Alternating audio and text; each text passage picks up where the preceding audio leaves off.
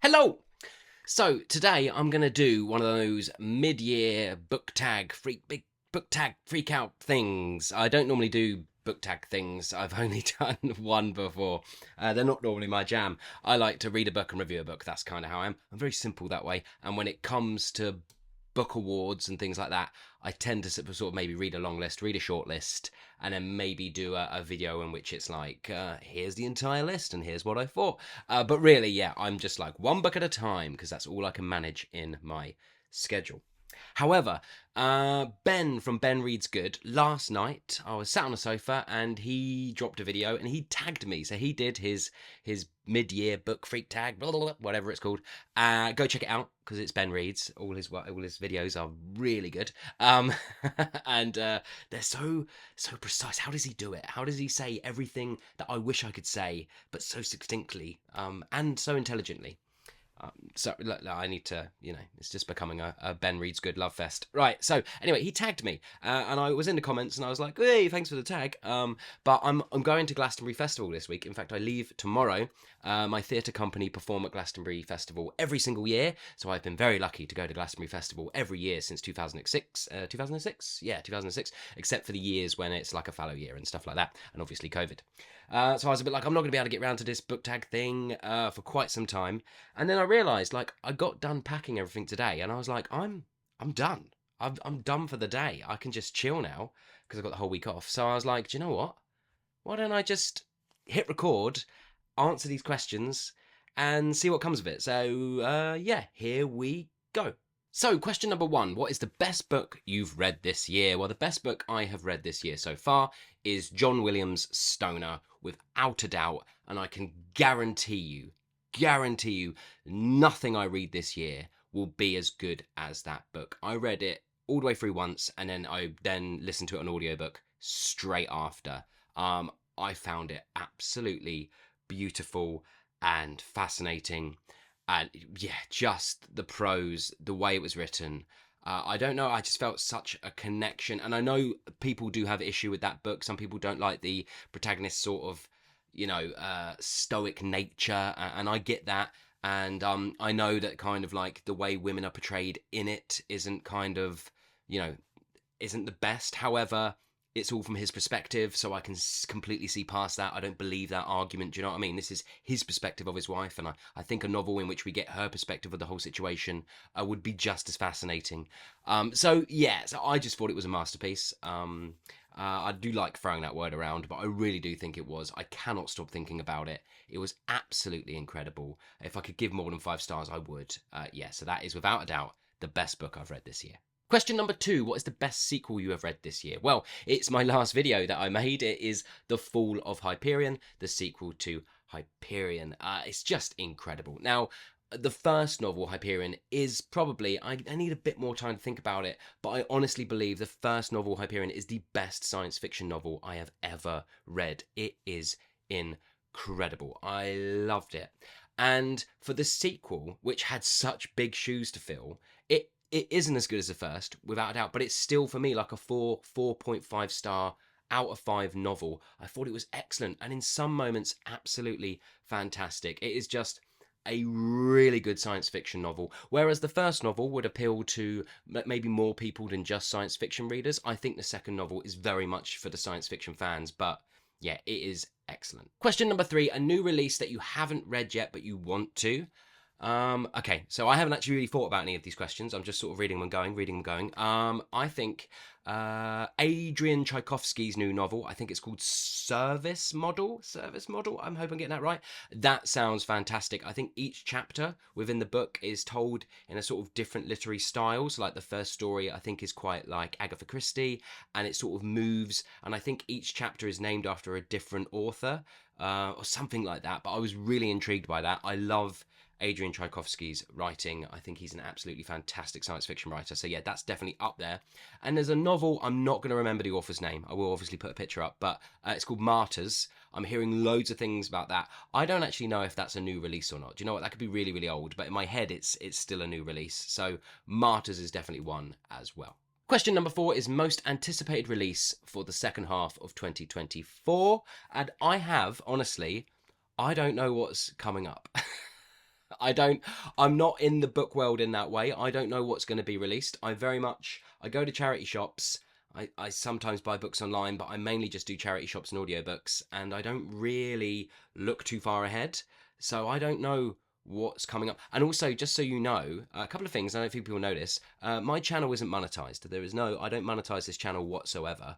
So I make no money from this channel. And also publishers, I have never been contacted by a publisher once in my life from running this channel. I've had sort of independent or self-published authors get in contact with me, but I've never had like a publishing house get in contact at all over anything.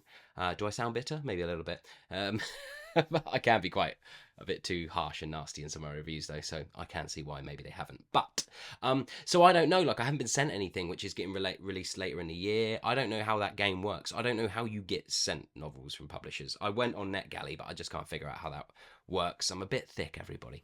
I don't know why I'm being so self-deprecating. Of course I know how NetGalley works. What I mean to say is I've sort of asked for requested books through NetGalley and not one of them has ever got back to me. I don't know if I'm not playing the game correctly. So yeah, I mean, to be fair, I don't read ebooks. I never can and never will read ebooks. I just can't. I've tried a Kindle, I've tried it and I just hate it. So I would only read something if someone actually sent me the book, which is maybe why I've never had a request kind of accepted in that way.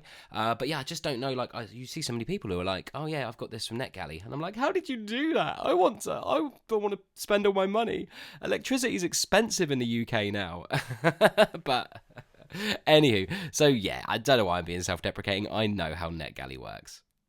So yeah, I don't know what's coming up, but let me think. I know. Sally Rooney. Sally Rooney has definitely got one coming up, I think. September, maybe. I think I saw that. Now, I'm not hotly anticipating the new Sally Rooney, but I do think Sally Rooney is decent. I know there's a lot of people who think she's absolute trash, and there's a lot of people who think she's a god, and I fit perfectly in the middle. I think Sally Rooney is a really good author. You know, I think she's captured the essence of what it's like to be her age within the 21st century. And I think all of the books of hers I've read all of her books. I think all of them have had stuff in them that I have very strongly related to. So yeah, so you know, not hotly anticipating it, but she's got a new one coming out. What else is Elizabeth Stout? Elizabeth Stout has got one coming up.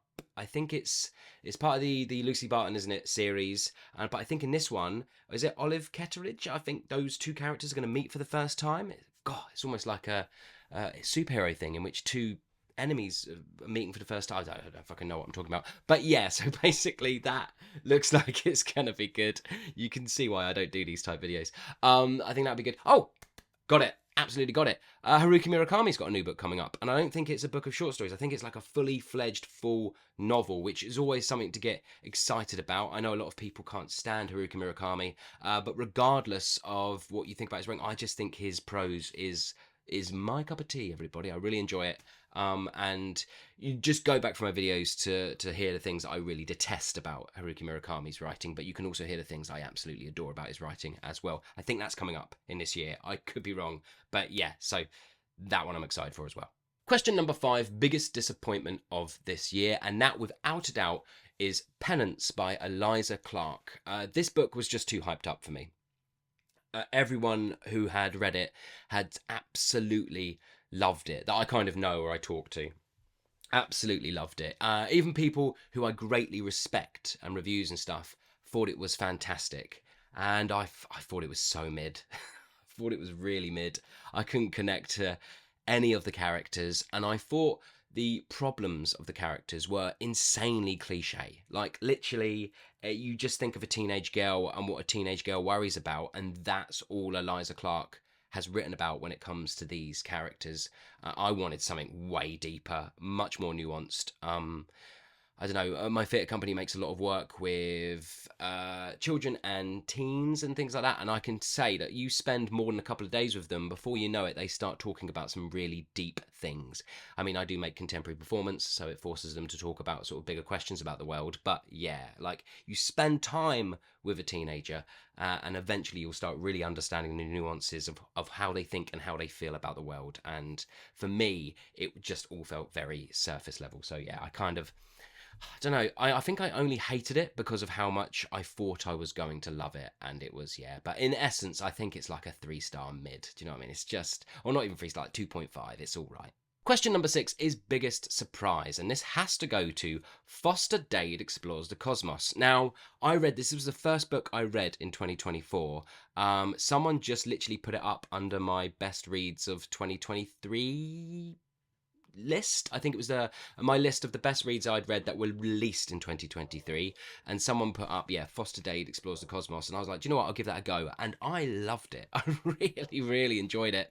I expected nothing from it. I've heard absolutely nobody talking about it. I even think my video's got barely any views, and it's a massive shame because I thought it was amazing. So go read it, please go read it. It ticks a lot of the sort of like tropes that you've read before, but I thought was done in a really interesting way. I did say in that review though, like the age range of the characters is very close to my own, so a lot of like the playlists, the music, the things that are happening I could relate to quite a lot, so that might work against someone a lot younger than me or someone a lot older than me, but who knows. Definitely go check it out. It's a real shame that novel has gone under the radar. Question number 7 is favourite new author, debut, or new to you. So, of course, this has to go to John Williams. Yeah, I mean, how can it not be? He's written one of the books that I think is probably one of the best books I've ever read. So, yeah, John. And also, after I read Stoner, then listened to it on audiobook, I went straight out and bought Butcher's Crossing and read that. And that is also probably going to make my best reads of 2024 list. That book is incredible as well. Yeah, I really vibed with it. So, yeah, how can it not be? John Williams, absolutely. Question number 8 is newest fictional crush. It's a bit of a silly question, isn't it? I don't have any. Really don't. There are characters who I've read before, and I've kind of fallen a little bit in love with them for their kind of, yeah, just for who they are, maybe how cool they are, or anything like that. But yeah, no one jumps out this year as a kind of character that I've had a bit of a crush on, but that is a bit of a weird question. Question number 9, newest favourite character, and that has to go to Satoru from Kafka on the Shore by Haruki Murakami. Is it Satoru? Satoru? I don't know, it's been a while since I've read it. I think it's Satoru. It's the elderly man who goes off on the journey with the guy who drives the truck. I've forgotten his name as well, honestly, my memory for names. But anyway, I loved this man so much. I loved his storyline. I loved the journey that he goes in. He is so gentle and so kind and so accepting of others and everybody, whilst at the same time being quite stubborn, but in his own unique way. I really loved. I loved him. I loved him a lot. He was a very sweet man and great character, great story. Definitely my favourite character of the year. Question number 10, the book that made me cry. There is one book, there's been a few actually, I've got a bit teary this year on a few books, and strangely, normally I find it impossible to cry at a book. It can really hit me emotionally, I can need to take a moment, put the book down, but normally like physical tears, impossible. But this year, I don't know, must be just something this year, because a few of those books have been getting to me. But the book that made me cry the most is Stoner by John Williams. That last section when he is in the conservatory, I won't go any more further into that than for spoilers, but wow. I mean, what a piece of writing. Wow. There's no other words for it. And if you have read that final section, and I had to reread it, it just, I don't know, it's one of those things where you go, there's no words. I was just bawling my eyes out. I need to take a moment. It is stunning piece of writing, and a stunning end to this book. Yeah, amazing. Question number 11, a book that made me happy. And this one is going to go to Middlesex by Jeffrey Eugenides.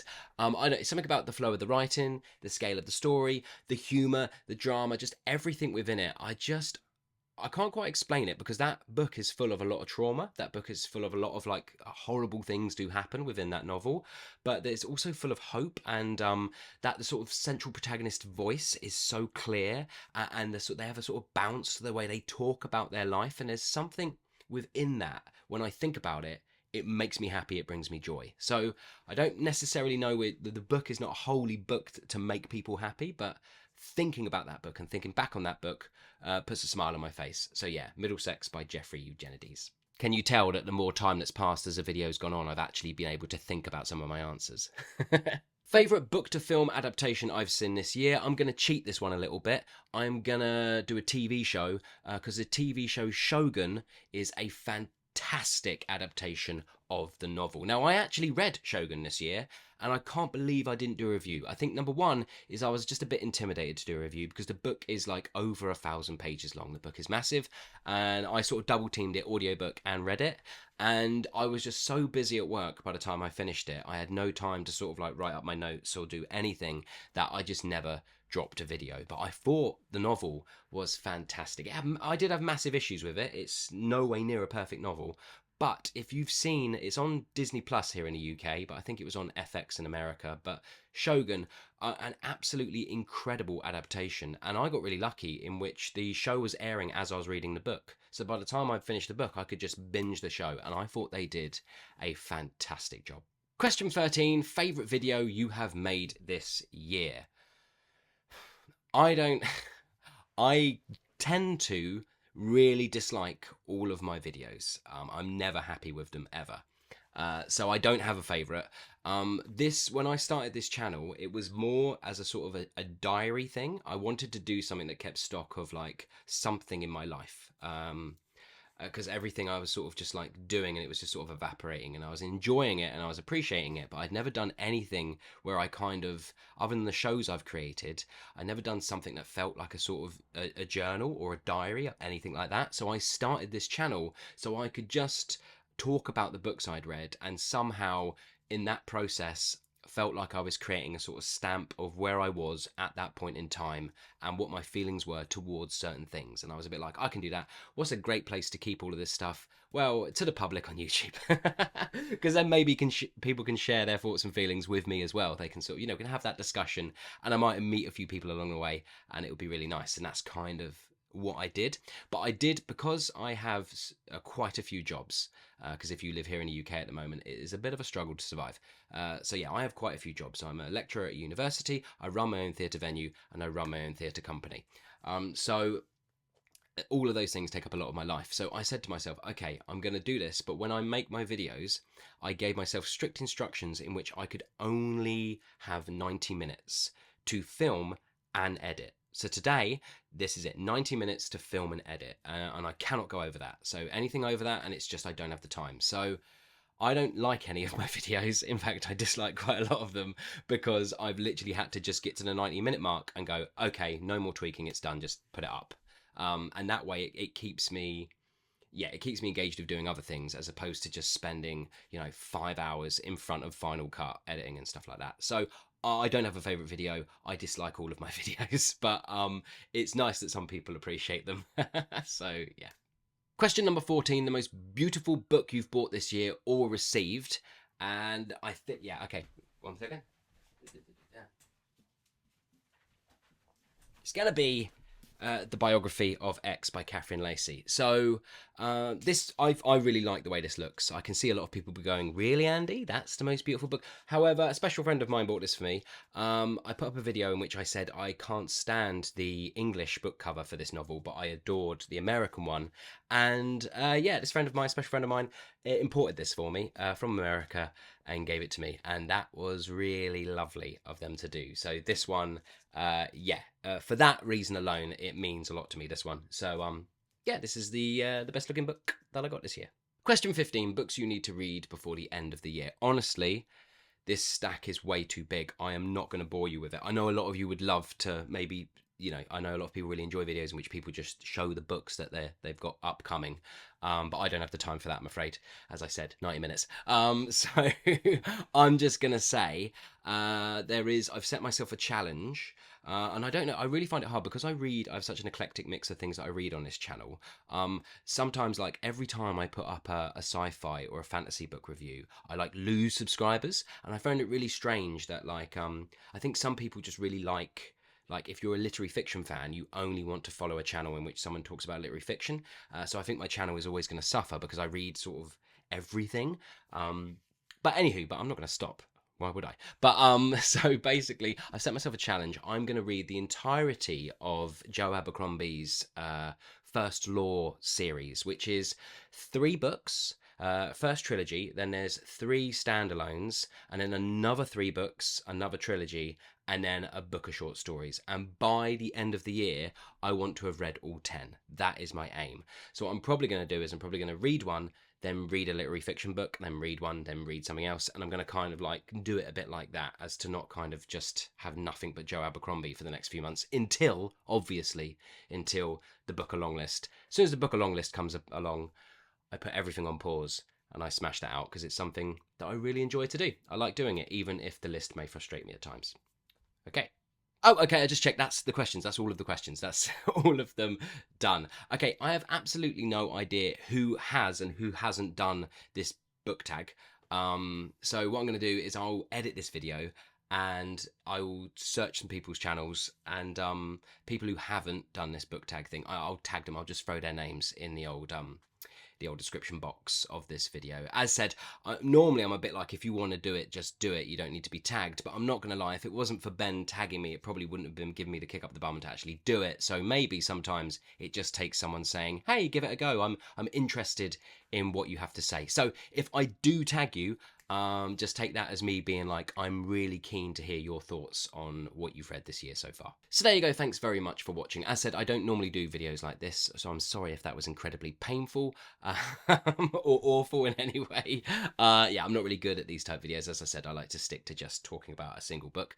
But yeah, hopefully that was kind of interesting, and maybe you got some books to read from it. Definitely Stoner or Foster Dade Explores the Cosmos, which more people need to read.